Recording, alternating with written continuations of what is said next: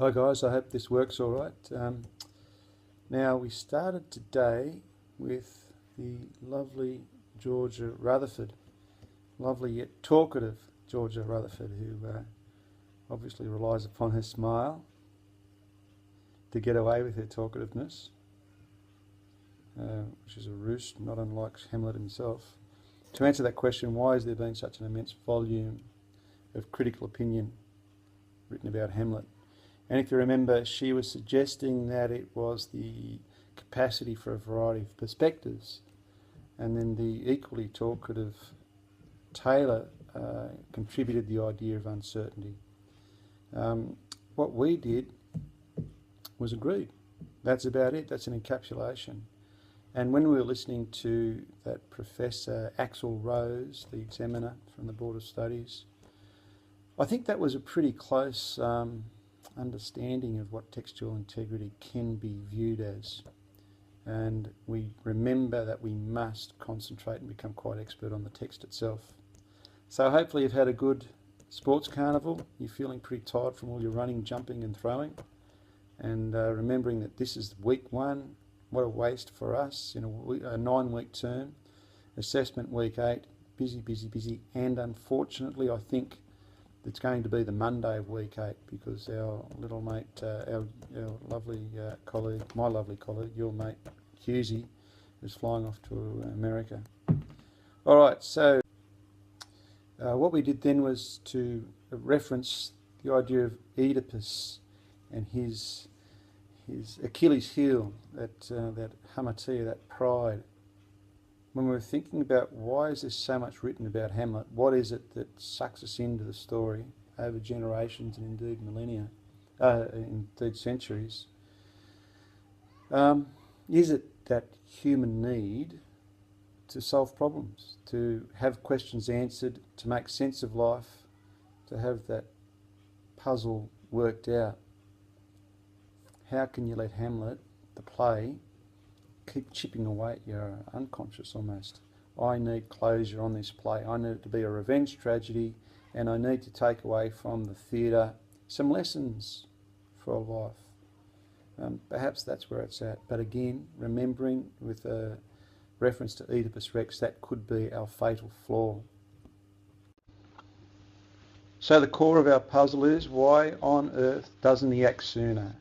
And I'll go straight to the back, Act 4, Scene 4, line 33. Now, whether it be bestial oblivion or some craven scruple of thinking too precisely on the event, a thought which, courted, hath but one past wisdom and ever 3 parts coward, I do not know. Why yet I live to say this thing's to do, sith I have cause and will and strength and means to do it. I think what's important here is that indeed that's the idea of the 3 parts, courted. Now when we're checking out the language, the extraordinary visual nature of the language is important. And also, is that an example perhaps of his wit? He is so far superior in wit to any other person on the stage, except perhaps the gravedigger. Sith I have cause and will and strength and means to do it. In terms of the excuse of the Scandinavian barbaric myth, he has the means to do it. He does. He says it right there. There's your textual evidence that he's frustrated, that he hasn't acted, even though he's had the means to do it. So just to give you an opportunity to scroll back and forth through this video, just a little bit of context in terms of that reference that I think Axel Rose talked of too, this idea that the barbarous idea of vengeance is what Shakespeare used and borrowed from. So in all previous versions of the story, there's no mystery about the delay. Hamlet lacked the means, which is, in terms of the previous quote, he had the means, he says from his own mouth. So I'll leave that for you to read.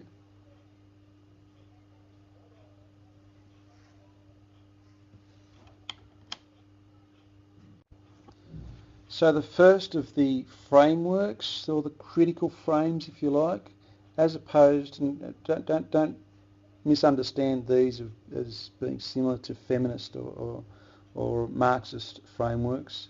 These are simply a reference to a particular way of identifying an explanation of the delay. So, first of all, the theological. Is the ghost presented or conceived in Protestant terms or Catholic terms?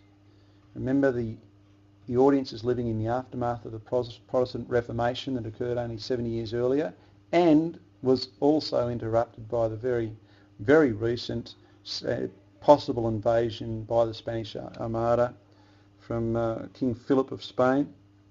It's relevant, it's contemporary, these jostlings between the Catholic and the Protestant, and indeed they were violent. The graphic I've got for you there is a Renaissance replication of this idea of purgatory. Purgatory is the Catholic idea. If it were a Protestant ghost, it must have come either from heaven or hell. No purgatory. All right.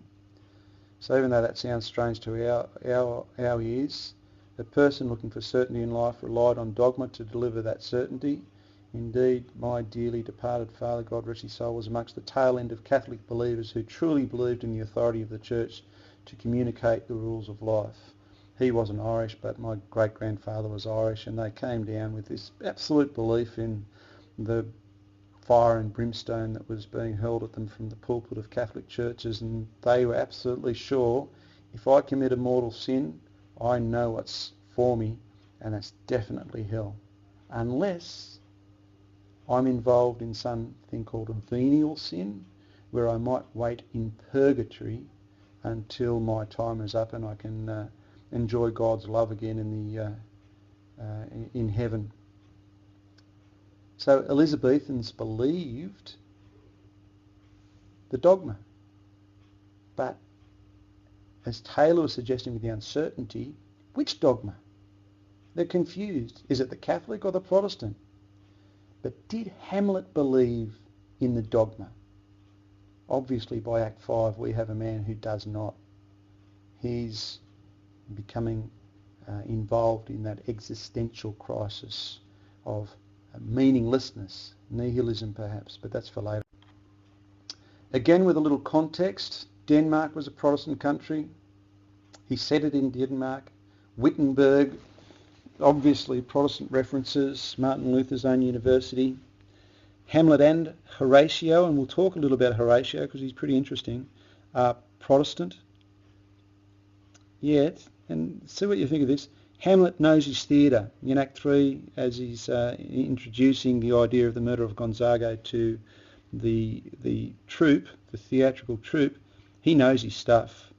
Now, is that perhaps a suggestion that he is not completely convinced by the rigours of the Lutheran type doctrine, which was very much about beware, man, that your sinfulness is inherent and you must guard against all opportunities for the devil to suck you into sinfulness. The theatre is the antithesis of that. And indeed, let's face it, the Globe Theatre was very much a part of the Elizabethan era. So of course there's no black or white. They were living in a Protestant England, but only recently Protestant and confident enough with themselves to enjoy the theatre. Now, Heaven or Hell, Act 1, Scene 4, line 40. Be thou a spirit of health or goblin damned, bring with thee airs from heaven or blast from hell. Be thy intents wicked or charitable, thou comest in such a questionable shape that I will speak to thee. I'll call thee Hamlet. The idea there of questionable shape is very important, obviously. I'll call thee Hamlet, that's his father. But there's heaven or hell, no idea of purgatory there. As I said, no mention of purgatory. What complicates things for Hamlet and for us is that the ghost very, very soon afterwards describes himself in distinctly Catholic terms. Act 1, Scene 5, line 9 in our text. I am thy father's spirit, doomed for a certain time to walk the night, and for the day confined to fast in fires, just, like the alliteration there, as you're becoming expert till the foul crimes done in my days of nature are burnt and purged away, but that I am forbid to tell the secrets of my prison house. I could a tale unfold whose lightest word would harrow up thy soul, freeze thy young blood. He can come back and actually tell us about purgatory. That's what he's saying. And don't forget, you need to become also quite expert at the extraordinary skill with language, with the soundscape that's being produced here, with the visual imagery, with the powerful verbs and the powerful adjectives here. Now, the machine tells me that the lesson's getting a bit long, so I'll just leave this slide here for you to check out. I don't need to read it for you. But see what we're doing here as you're reading through this. We're accessing textual evidence that Hamlet needs proof. He must have proof before he acts.